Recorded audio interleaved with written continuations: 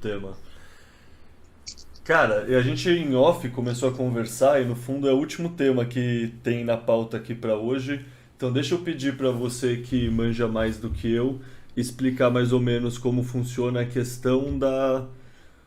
Sei lá, eu tava lendo um livro sobre isso. No fundo, a gente, ser humano, tem uma relação mutualística com as nossas bactérias e, tipo, nossas bactérias têm uma biodiversidade tão maior do que a nossa própria carga genética que elas no fundo dão muito mais flexibilidade para o nosso corpo se adaptar para, sei lá, você citou a vaca, por exemplo, ela vai digerir a celulose porque ela está numa relação mutualística com bactérias que ajudam ela a decompor a celulose. Só que essas bactérias que crescem em relação mutualística com os bichos, elas conseguem ser tão incríveis que fazem, por exemplo, um panda conseguir comer bambu, né? Bambu é Aham, baixíssimo em caloria e tipo um panda é um carnívoro do ponto de vista aham, biológico, ele tem um intestino curto. Então o fato dele comer celulose mostra muito de como essa relação mutualística é forte. E sim, você, sim. sei lá, estuda toda essa parte da saúde intestinal. Como o pessoal vem falando dessa questão da nossa relação mutualística com as bactérias nos últimos tempos? E, sei lá, contextualiza para o plebe que está escutando a gente também como funciona essa interação, mais ou menos. Sim. Bom, eu acho que assim, a gente, como você falou, vive numa simbiose que a gente depende, né? Então não dá para achar que a gente viveria sem toda nossa flora intestinal, e isso na microbiota não está só no intestino, a gente tem isso na pele, a gente tem isso na boca, né? E aí, assim, a gente vê que quando você começa a ter desbalanço da flora, você começa a ter problema, né? Então, boa parte, sei lá, de cárie tem a ver com desbalanço da flora intestinal, intestinal, da flora da boca. A pele também muda se você muda a flora, e para o nosso intestino isso tem uma relação absurda, né? Então, a gente começou assim a entender. Hoje é um tema que é super discutido, assim, até em congresso. Talvez a academia, eu acho que dá muita importância porque está vendo uma chance de talvez criar intervenções que podem melhorar a saúde das pessoas.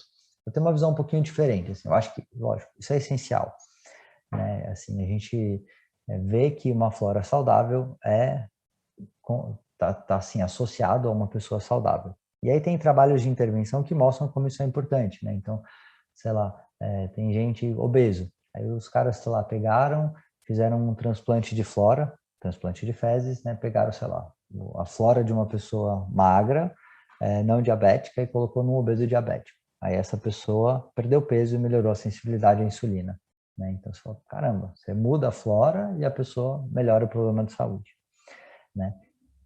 E aí começou a se tentar entender qual que é o perfil de flora saudável. Então, assim, vamos começar a estudar a flora e analisar ela. Só que, cara, é um negócio incompreensível.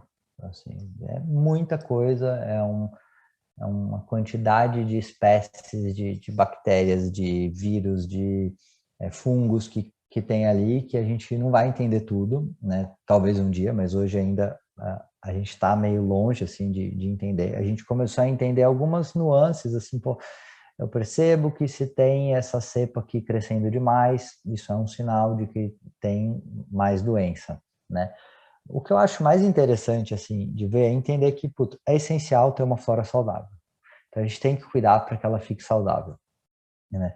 E isso não só no intestino, mas a gente vai focar um pouquinho agora no intestino, né? E aí o que a gente sabe, né, que se constrói, que, que tem uma relação, né, da flora com a nossa saúde. E isso é tem resultado do que a gente faz, né? Então assim, tem trabalho mostrando que coisas, pô, parece idiota, sei lá, andar na natureza melhora a flora intestinal, fazer exercício físico melhora a flora intestinal, né? E aí a gente começa a ver problemas na nossa sociedade, né? Então, sei lá, acho que foi até uma coisa que você falou. A criança antes ela nascia no parto normal. Quando ela passava ali, é comum você ver que a mãe, quando vai para o trabalho de parto, ela até evacua um pouquinho. Mas mesmo que ela não evacue, imagina que ali na região perineal está cheio de bactéria da flora intestinal dela. O primeiro contato que a criança vai ter, quando ela passa ali no canal vaginal, ela já vai meio que se contaminar, né? Ou seja, isso aí já é natural que a gente está passando ali para a criança as primeiras bactérias que vão começar a colonizar o corpo dela, pele, intestino e tudo que está vindo da região perineal, do ânus, do cocô da mãe. Né? Então, isso já é a primeira relação. Né? Então, isso era natural. Hoje, a gente tem assim, uma quantidade de parto cesárea que é no ambiente estéril. Isso aí tem trabalho mostrando já que crianças que nascem de cesárea têm uma chance maior de ter obesidade e resistência à insulina. Né? Então, provavelmente porque não teve a mesma colonização. Aí depois a gente tenta esterilizar as crianças, né? Então tudo é estéril, não pode encostar no chão, não pode andar descalço, não pode fazer nada. Aí você também cria uma variabilidade de flora menor. Pô, será que devia ser tanto assim, né? Talvez a gente tinha que deixar se sujar um pouquinho mais, andar no chão, lamber as coisas e começar a criar essa flora mais saudável. Né? Mas aí, assim, só para contextualizar um pouquinho onde eu queria chegar, né? Que a gente fica, às vezes a gente começa a criar uma expectativa muito grande que se eu pôr, então tá bom, acabou o problema, né? Se a flora é o mais importante, eu posso fazer o que eu, assim, tem gente que come um monte de porcaria e não engorda, então provavelmente a flora daquela pessoa é boa, se eu conseguir criar a mesma flora no meu corpo, eu vou continuar, eu vou ser saudável com uma flora saudável. Mas não é bem assim, né? Por quê? A gente começou a ver, pô, é legal. Aí você vai fazer um teste com probiótico. O que acontece? Primeiro que você dá um probiótico na boca, a maior parte morre no estômago, que é ácido, mas um pouquinho vai passar lá. Aí, às vezes, você consegue mudar um pouquinho a flora. Só que, se você continua com os mesmos hábitos, é provável que a sua flora volte ao normal, né?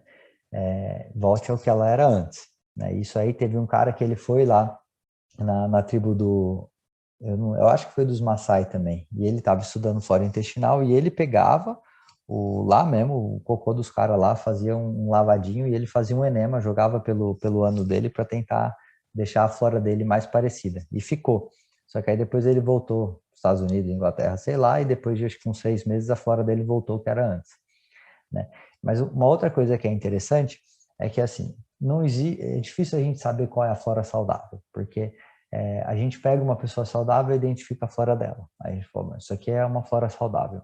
Aí quando os caras pegam flora de caçador-coletor, o perfil é totalmente diferente. Né? Então, às vezes, uma coisa que não parecia saudável sei lá, no Brasil ou nos Estados Unidos, é saudável no cara caçador-coletor. Né? Aí, entender tudo isso é muito difícil. Né? Então, assim, a minha visão hoje em relação à flora intestinal, é difícil dizer assim, talvez eu mude, né, em algum momento, a gente muda as coisas, mas eu acho que o mais importante é manter ela saudável, né? Então, é tirar as coisas que são agressores. E como que a gente faz isso? Né? Primeiro, você quer alimentar ela bem. Então, você precisa dar gorduras saudáveis. Fibra é uma coisa questionável, né? Assim, parece que fibra é legal, mas nem toda fibra. E a gente também nem precisa, né? Porque, de novo, tem população de gente que não come fibra e tem uma flora saudável. Né? Chega nos Inuit, né? Fico falando deles e do Maasai porque é um povo que assim, foge da média, né? Porque a gente, mesmo sem ter fibra, a gente vai conseguir pegar algumas proteínas que tem na carne e vai quebrar ela e transformar em alimento para a nossa flora. Né? Mas é lógico, assim, um pouco de fibra talvez seja importante, mas não precisa exagerar. Então, de novo, precisa suplementar a fibra? Eu nunca prescrevo isso. Eu acho que o ideal é você comer comida de verdade. Né? Então, assim, quando você vai comer uma fruta, ela vai ter a quantidade lá de carboidrato com fibra junto que é suficiente para melhorar a sua flora. Tem algumas partes de gordura, como o CLA, que é uma gordura com ácido graxo que tem também na manteiga, bastante, que ajuda a manter uma flora intestinal saudável. E provavelmente tirar os agressores. Né? Então, assim, a gente sabe que comida processada, açúcar, farinha, e aí entra muito a parte desses compostos de planta que eu falei que são defesas, que irritam muito o intestino. Né? Então, a wheat germ agglutinin, que é a glutinina do trigo, que tem o glúten também, oxalatos, fitatos, lecitinas, são todos compostos químicos que tem nas plantas, que eles vão aumentar um pouco a irritação, causar um desbalanço da flora, pode aumentar a permeabilidade intestinal, né? E o que acontece é que assim, no nosso intestino tem um monte de coisa que a gente não quer absorver, né? E aí as nossas células, elas são bem juntinhas, porque o ideal é que elas escolham o que vai passar para dentro da nossa circulação. A gente chama isso de tight junctions, né? Então, junções firmes entre as células. E a gente sabe que tem algumas coisas que irritam o intestino, isso tem a ver com a flora também, então um desbalanço de flora. que vai deixar essas tight junctions mais permeáveis, mais afastadas. E aí começa a passar algumas coisas do produto de degradação dessas bactérias e da nossa flora lá que a gente não queria e aumenta a resposta inflamatória no nosso corpo.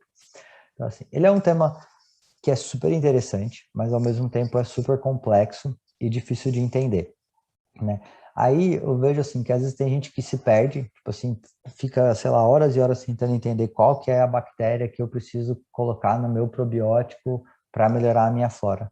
Só que eu já acho que não precisa de tanto disso, né? Tipo, na minha opinião é assim, cara, manter um estilo de vida saudável, que a sua flora provavelmente vai ficar saudável. Come comidas boas e evita comer as coisas que agridem sua flora. Álcool é outra coisa que também é um agressor para a flora intestinal.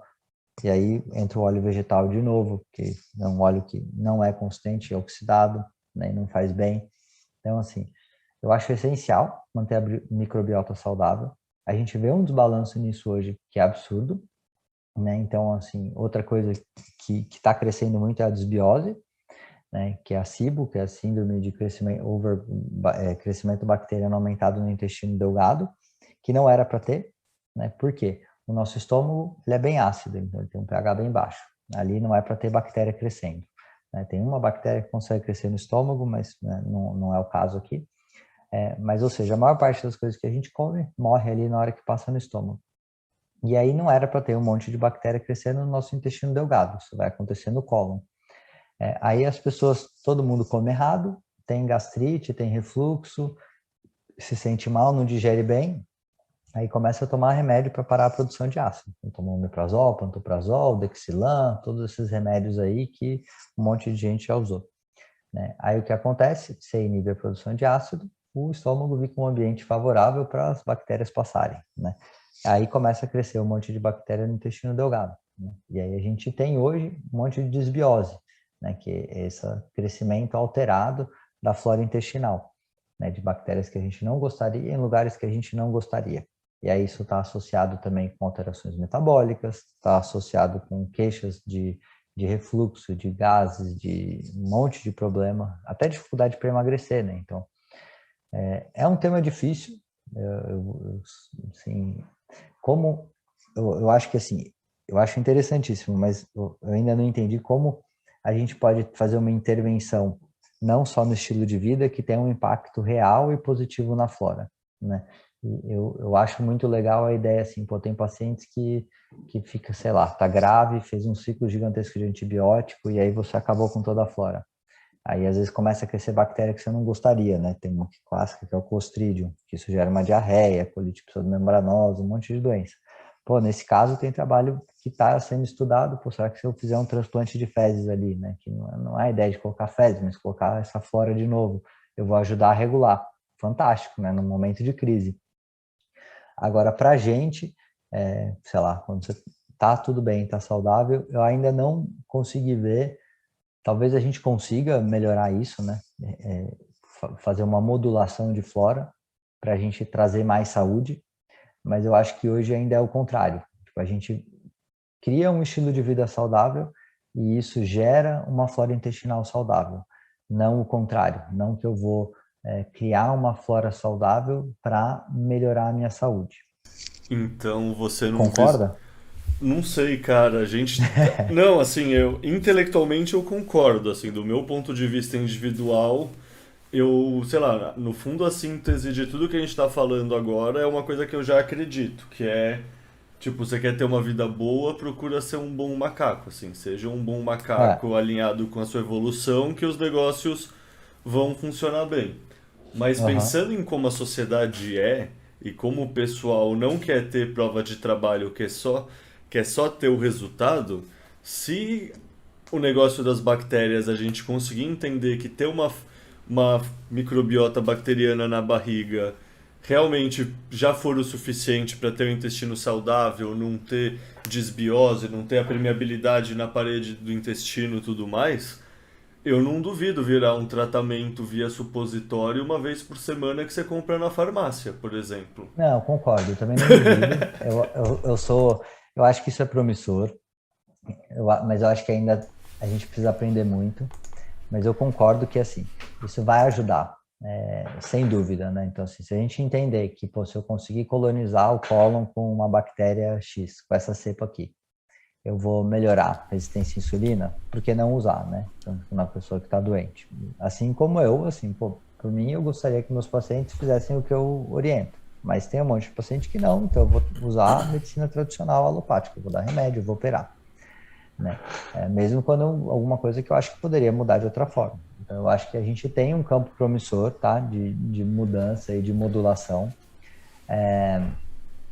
E eu acho que isso, assim, é importante, precisa de pesquisa, mas, assim, eu vejo também muita coisa que eu não fico tão animado assim, né? Então, hoje, assim, eu vejo, sei lá, tem médico que prescreve uma porrada de probiótico e custa caro pra caramba, que a pessoa toma tudo oral e isso tem um impacto muito pequeno.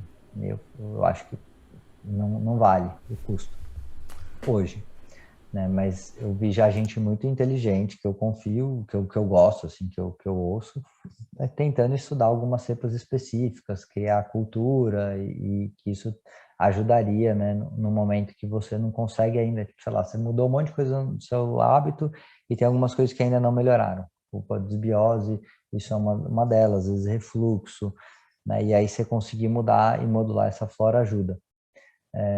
Mas ainda não é uma coisa que tem um consenso, sabe?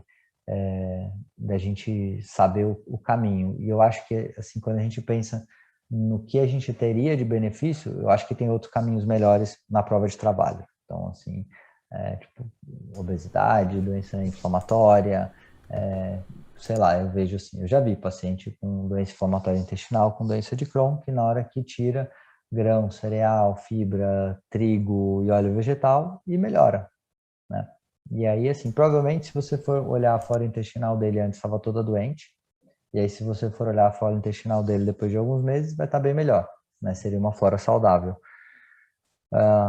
Eu torço para que a indústria ache esses caminhos, cara, porque eu concordo com você, assim, tem gente que não quer mudar e eu quero as pessoas saudáveis, né? Então, assim, pô, eu conheço muita gente que eu gosto que não quer mudar, mas que se tivesse um tratamento melhor, é ótimo. E eu acho legal, mas eu ainda foco mais, assim, pensando tipo, pô, como eu posso manter minha flora saudável, sabe? Qual tipo de exposição que eu posso ter para que ela fique saudável, para que ela fique a mais variada possível e para que eu não tenha problema de saúde. Eu acho que isso, talvez, para a nossa visão, assim, né, de mundo, sei lá, de autonomia, né, tem um pouco a ver com o Bitcoin. A gente quer cuidar da nossa saúde, a gente quer cuidar do nosso dinheiro, quer ser responsável. Eu acho que isso tem mais a ver. Isso na verdade eu até deixei passar na introdução, esqueci de falar, mas por que a gente está falando de saúde, né? É, Porque toda a história do Bitcoin e dos bitcoinheiros é pensar no longo prazo, é baixar a preferência exato, temporal. Tipo, o que adianta o Bitcoin dar certo daqui a, sei lá, eu acho que já deu certo e vai continuar dando certo, mas vamos falar daqui a 20, 30, 40 anos. Que adianta o Bitcoin dar certo lá e você não chegar com saúde para curtir? Sabe, que adianta ter um mundo hiper bitcoinizado se você tá velho, gordo, caquético, não consegue nem ver o próprio Bilal? Tipo, adianta porra exato. nenhuma. Não faz sentido nenhum. Isso é tipo, a diferença de você viver muitos anos e você viver bem, né? Os anos. Não adianta nada. O que a gente fala, às vezes a gente aumenta a expectativa de vida. Só que os últimos 10 anos você está numa cama com um ventilador ligado para você respirar. É isso que você quer? Para mim não faz diferença nenhuma, né? Eu quero ser um velho que vai estar, sei lá, eu escalo, né? Tipo, o que eu gosto de fazer é escalar montanha, escalar rocha e tal. Pô, eu quero escalar montanha até estar velho, né? Tipo, sei lá, se eu tiver velho um dia cair da montanha e morrer, beleza, morri feliz. Mas assim, eu não quero ter que parar porque, puta, eu não consigo mais subir uma escada. E aí viver, mas eu quero viver o melhor, assim, eu acho que essa é uma ideia, né, do que a gente está falando. Você fazer aquilo que você gosta, não só no hobby, né, mas eu digo, pô, eu tenho meus filhos, eu quero aproveitar o melhor com meus filhos, eu quero ver meus netos poder brincar com eles também. Então, e é para isso que eu fico pensando também em estilo de vida. Lógico, hoje eu gosto de me sentir bem, né? Então, eu acho que isso tem um impacto no dia a dia, né? Como você vive o seu dia a dia faz uma diferença na energia, na disposição, na atenção, no seu sono, em como você trabalha, em como você se diverte, isso muda, e no longo prazo, né, que é a visão da preferência temporal que muda.